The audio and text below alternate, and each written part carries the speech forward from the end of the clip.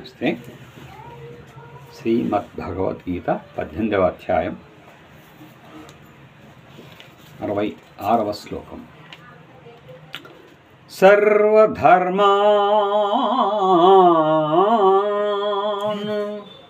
పరిత్యజ్య మామేకం శరణం వ్రజ అహం త్వా సర్వపాపేభ్యో మోక్షయిష్యామి మా శుచః. ఆ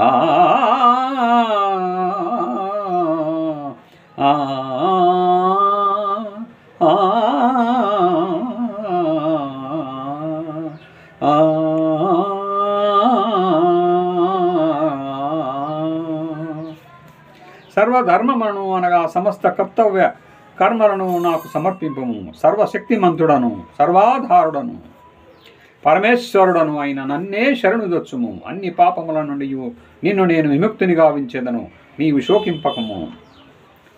ఇదం తే నా తపస్కాయ నా భక్తాయ కదాచన నా చాశుశ్రూషవే వాచ్యం నచ మాం యోభ్యసూయతి. తపస్సంపన్నుడు కానివానికి భక్తరహితునకును వినవలనను కుతూహలము లేనివానికి నీవు ఈ గీత రూప రహస్యోపదేశమును ఎన్నడూను తెలపరాదు. అట్లే నాయందు దోష దృష్టి గల వానికి ఎన్నడూను ఈ ఉపదేశమును తెలపరాదు. యయిదం పరమం గుహ్యం మద్భేక్తస్వభిధాస్యతి భక్తిం మయి పరాం కృత్వా మామే వైశ్యత్య సంశయః. నా యందు పరమభక్తి కలిగి ఈ పరమగోప్యమైన గీతోపదేశమును అనగా గీతాశాస్త్రమును నా భక్తుల హృదయములలో పదిలిపరచునవాడు నన్నే పొందును, ఇందే మాత్రము సందేహము లేదు. నచ తస్మాన్ మనుష్యేషు కశ్చిన్మే ప్రియకుత్తమః భవితా నచ మే తస్మాత్ అన్యః ప్రియతరో భువి.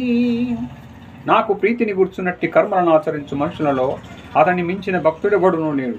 అంతేగాక అతని వలె గాని అతని మించిని గాని నాకు ప్రియమైన భక్తుడు ప్రియమైన వాడు భూమండలమున మరొకడు ఎవడును భవిష్యత్తులోనూ ఉండబోడు.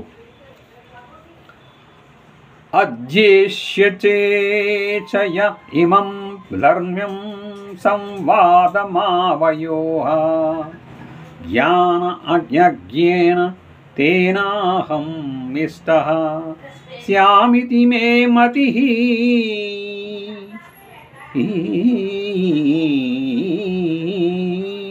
ధర్మయుక్తమైన మన సంవాద రూపమైన ఈ గీతాశాస్త్రమును పఠించువాడు జ్ఞానయజ్ఞము ద్వారా నన్ను పూజించువాడని అభిప్రాయము.